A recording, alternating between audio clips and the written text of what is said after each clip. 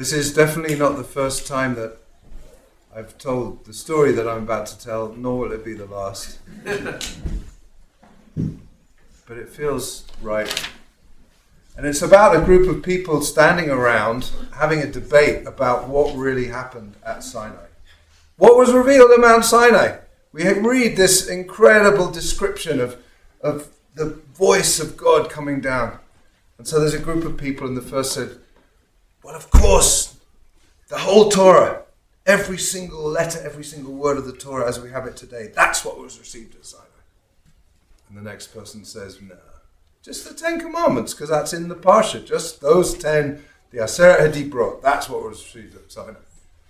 And the next person says, no, not all 10, just the first two. The first two, that's what was received at Sinai. The first two being, Anochi, I am God, and you shall have no other gods before me. Those are the two most important, that's what was received at Sinai. And the next person says, not the first two, just the first one.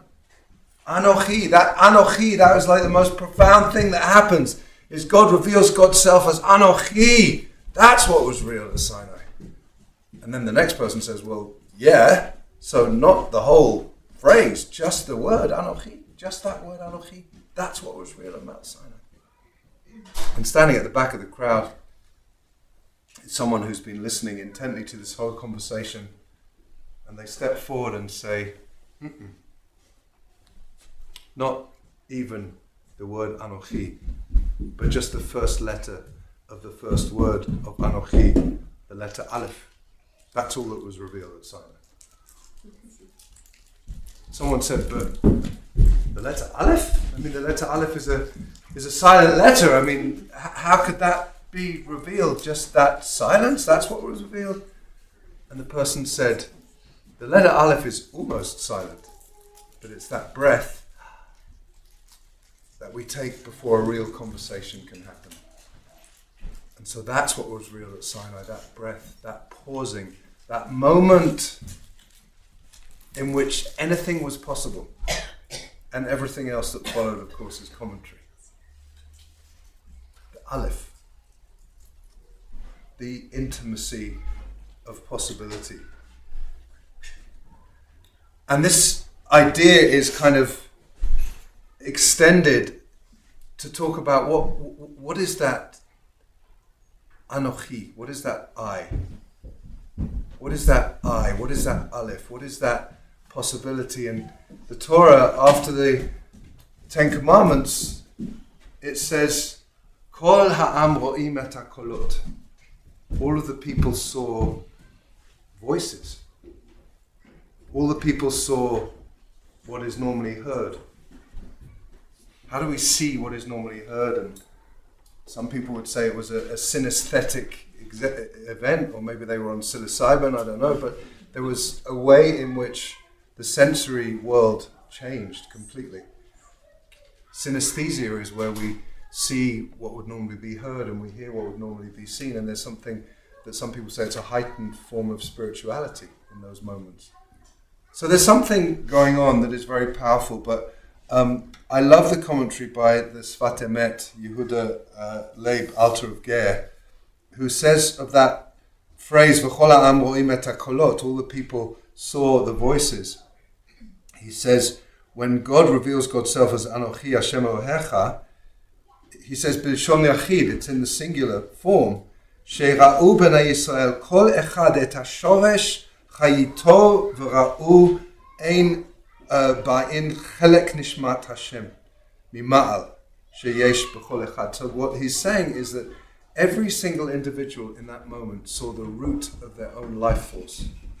What was revealed was not some kind of statement that everybody had the same experience of. What was revealed was that each person had reflected to them the fullness of who they were, the fullness of their own neshama, the fullness of their own soul. And that's, in a way, an extension of the Midrash that says, in that moment, Kol echad ve'echad lefi kocho. Everybody received, everybody saw, everybody grasped what they had the capacity to grasp.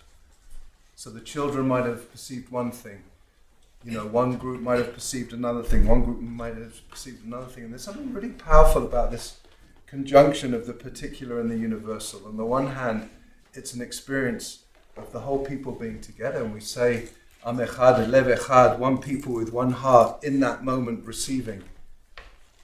But everybody had a unique and individual experience. So I've been really thinking about it this week. Like, who was I as a 13-year-old boy in 1978? Yes, right. It's true, I did just turn 60, as you all know.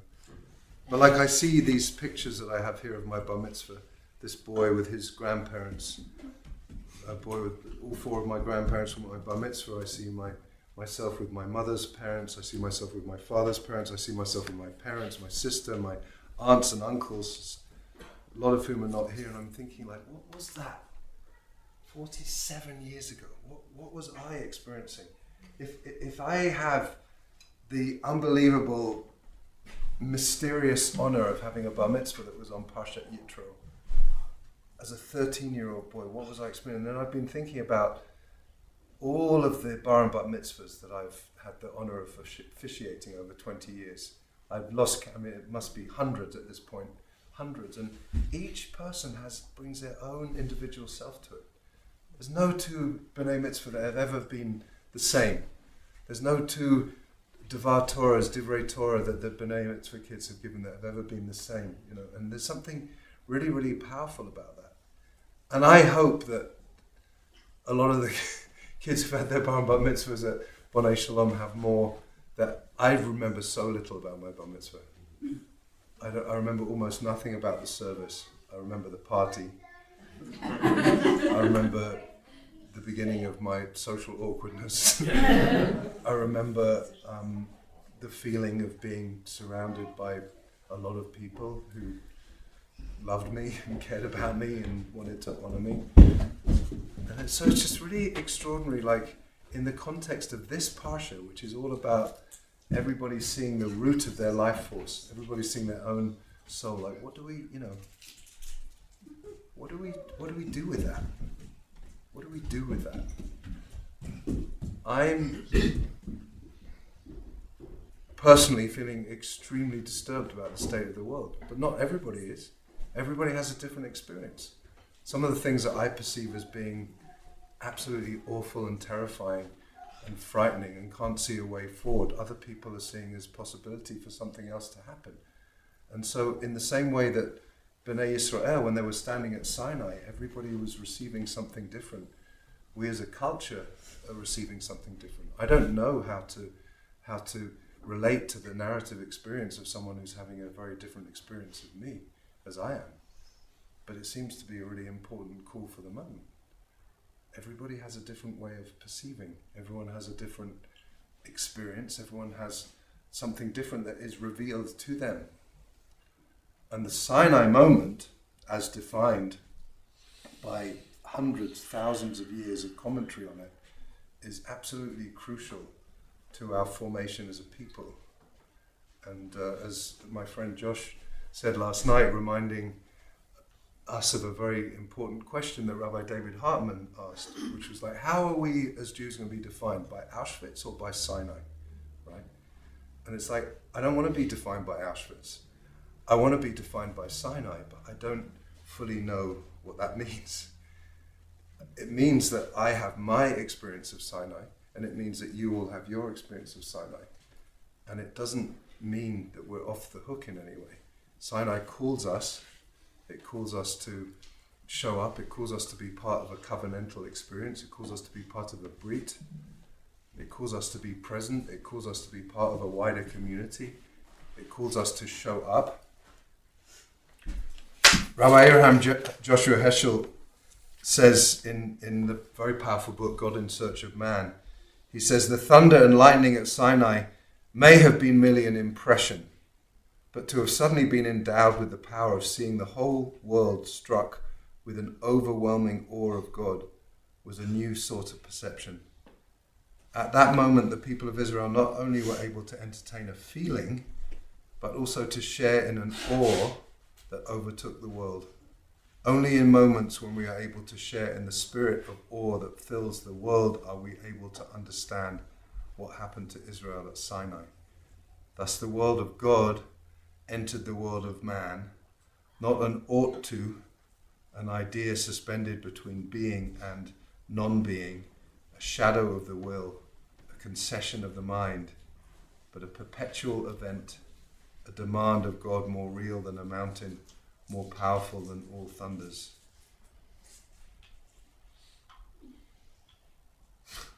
I don't really know what he was talking about.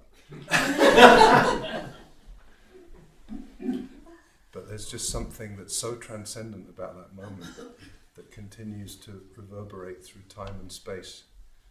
And whatever we're perceiving to be real or not real, whatever we're perceiving to be urgent and not urgent, whatever we're perceiving to be horrific or not horrific, there's something about if we tap into that moment at Sinai, if we, in whatever way we believe this, and it's a big stretch for the imagination, but if we can somehow believe that there is still some kind of echo of Mount Sinai that is calling us to be present in a way that we just, in general in our lives, are not able to be present, that we're just called to show up, that we're called to be part of a community, that we're called to be part of this extraordinarily covenantal moment. And the way that covenant is defined, it can mean so much. I mean, the word for covenant is brit, and a brit is like a contract, but it's not. It's a very different kind of contract. Rabbi Jonathan Sachs says that a brit is what allows people who have very different perceptions to stay together. A brit is not about uniformity. It's about unity.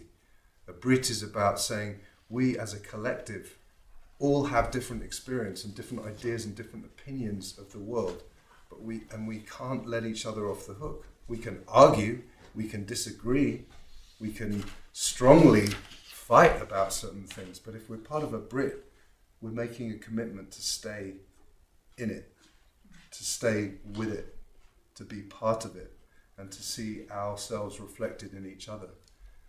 And the whole notion of that word Anochi, the very first word of those 10 utterances, the Anochi, there is this way in which the Anochi that might be the Anochi of God, however we imagine God to be, becomes a reflection of our own Anochi. So we see that essence of God's selfness, God's I-ness, God's essence being connected to our I-ness, our essence, our being. And we become this sort of unfolding being where anything is really possible, and where if we really see that reflected in each other, knowing that even if someone has a very different understanding of the world than I do, we were still perhaps all at Sinai. And in that moment, we all had something revealed to us. And we all had a taste of divinity, a taste of transcendence, a taste of seeing what we would normally only hear and hearing what we would normally only see. That just allowed us an expansiveness of our consciousness and our conscience that kind of continues. I don't know what that is. I'm hearing the words that I'm saying and realizing that I don't really know what I'm saying. But it's what's coming down in this moment, because I really am thinking on this anniversary of my bar mitzvah, I really am thinking about that 13-year-old boy and who he was and what he imagined himself to become. And I don't think that 13-year-old boy ever didn't have the capacity to imagine himself standing here in 2025 as a rabbi in Colorado. But I don't know what his dreams were. And I think that if all of us are like whole universes, every single one of us is like a whole universe, and we've all had dreams that have been broken, and we've had losses, and we've had pain, and we've had disappointments, all of us. That's part of being human. But that there's some kind of essence that somehow, however we express or experience our Judaism, somehow the root the root of who we most deeply are was revealed to us at Mount Sinai. And we will probably spend the rest of our lives trying to figure out what that really is and what that really means.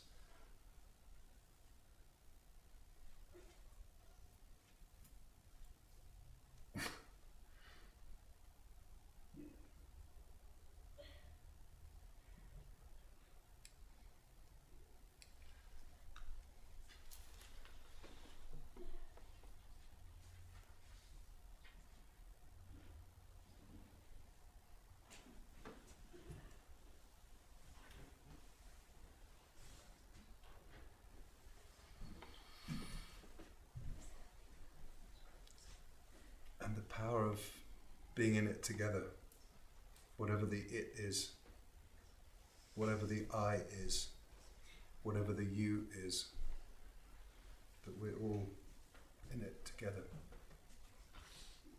Doesn't matter how I've perceived my Jewish life or my life as a human up to this point, but there's something about deeply tuning into that essence, that root. I want to read this poem by Rabbi Rachel Barenblatt, who's Elaine's aunt, Elaine Ulterman, who we just celebrated a beautiful baby naming in the week for their second child, who is called Sela, what's this? Sela Me'ira, the bringer of light. And Elaine's aunt, Rachel Barenblatt, says of Yitro, this poem is called The Deal. 3 months out, we enter the wilderness, a new landscape of the heart. The deal is this, Moshe says, coming down from the hilltop, luminescent like the stars. We owe compassion to the widow and orphan, kindness to the stranger. In return, we become a nation of priests, treasured like gemstones. A scent rumbles through us like an earthquake, though no one quite understands. Moshe instructs us to wash our clothes, stay away from the mountain, get ready. Every heart beats. Please let me live up to whatever is coming. So we don't know what's coming, but we each have an immense capacity to have something revealed to us, and we don't know what that something is yet, but we're all standing at Sinai in every moment, and we're all having the eye of the divine and the eye of ourself and the eye of the other just coming in this delicious unity where together we can do so much more than we can alone as one people with one heart.